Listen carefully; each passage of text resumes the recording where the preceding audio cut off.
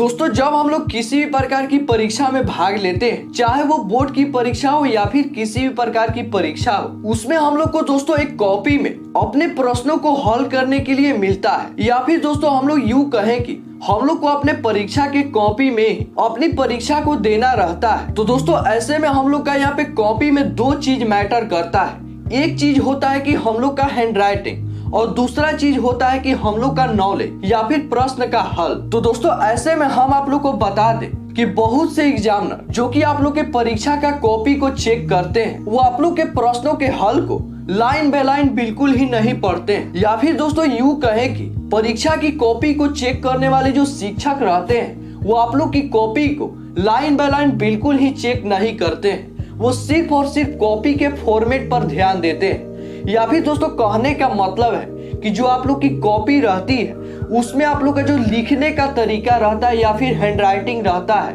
उसी के बेस पर आप लोग का मेन रूप से मार्क्स तय होता है। तो इस प्रकार से दोस्तों अगर आप लोग अपनी हैंड राइटिंग पर ध्यान देकर और थोड़ा बहुत भी पढ़ाई पर ध्यान देते हैं, तो दोस्तों मेरा गारंटी है कि आप लोग का जो मार्क्स रहेगा वो पढ़ने वाले लोगों से कहीं ज्यादा बेहतर रहेगा। क्योंकि दोस्तों यहाँ पे आप लोग स्मार्ट तरीके को फॉलो कर रहे हैं। जैसा कि आप लोग भी जानते होंगे कि जो आप लोग की परीक्षा की कॉपी को चेक करने वाले एग्जामिनर लोग रहते हैं, वो आप लोग के बारे में बिल्कुल ही परिचित नहीं रहते हैं। या फिर कहने का मतलब है कि वो बिल्कुल ही नहीं जानते हैं कि कौन से बच्चे ने कितना पढ़ाई किया है। वो सिर्फ और सिर्फ इतना जानते हैं कि कॉपी उनका सामने रहता है और उसी से जज करना रहता है कि इस विद्यार्थी को कितना मार्क्स देना है। तो इस प्रकार से आप लोग अब तक समझ चुके होंगे कि आप लोग को किस पर ध्यान देना है। दोस्तों आप लोग भी अपने आसपास बहुत से ऐसे स्टूडेंट को देखे होंगे जिनका हैंड राइटिंग बिल्कुल ही खराब रहता है, लेकिन वो पढ़ने में तेज रहते हैं, जिसकी वजह से उनका जो मार्क्स रहता है वो थोड़ा बहुत कम मिल जाता है। तो दोस्तों इस वीडियो के माध्यम से आप लोग कुछ ऐसे यूनिक तरीकों को समझेंगे या फिर स्मार्ट तरीकों को जानेंगे,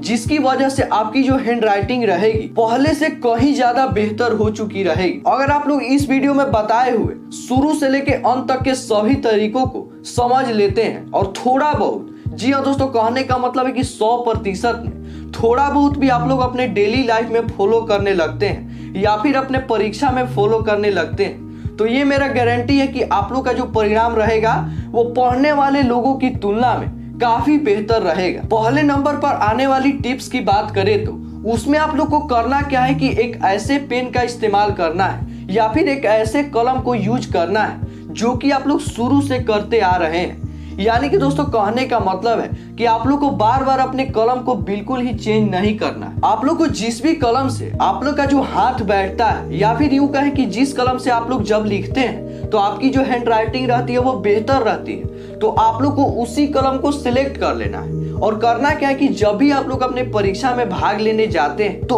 उसी कलम का इस्तेमाल करना है जिस कलम से आपकी जो हैंड राइटिंग रहती है वो बेहतर बनती है। तो दोस्तों इस प्रकार से आप लोग एक कलम के नियमित अभ्यास के साथ अपनी हैंड राइटिंग को पहले से कई गुना बेहतर कर चुके रहेंगे। तो दोस्तों आप लोग कोशिश करिएगा कि एक ऐसे कलम का चुनाव कीजिएगा जिससे कि आप लोग की जो हैंड राइटिंग रहती है, जिससे आप लोग लिखते हैं तो बेहतर रहती है। तो ऐसे कलम को आप लोग को सिलेक्ट कर लेना। तो दोस्तों चलिए अब हम लोग अगले नंबर पर आने वाले हैंड राइटिंग सुधारने से संबंधित टिप्स को समझते हैं। दोस्तों अब हम लोग का जो दूसरा नंबर पर हैंड राइटिंग सुधारने से संबंधित टिप्स आता है, तो आप लोग को हम बता देते हैं कि हैंड राइटिंग एक प्रकार की स्किल्स है। जी हाँ दोस्तों कहने का मतलब है कि हैंड राइटिंग एक प्रकार की कला है जिसे कि हम लोग को नियमित अभ्यास के साथ सुधारा जाता है। जी हाँ दोस्तों कहने का मतलब है कि अगर आप लोग नियमित अभ्यास के साथ थोड़ा बहुत भी अपने हैंड राइटिंग पर ध्यान दे देते हैं तो आपकी जो हैंड राइटिंग रहेगी वो सुधर जाए। तो इस प्रकार से आप लोग को करना क्या है कि जब भी आप लोग परीक्षा में भाग लेते हैं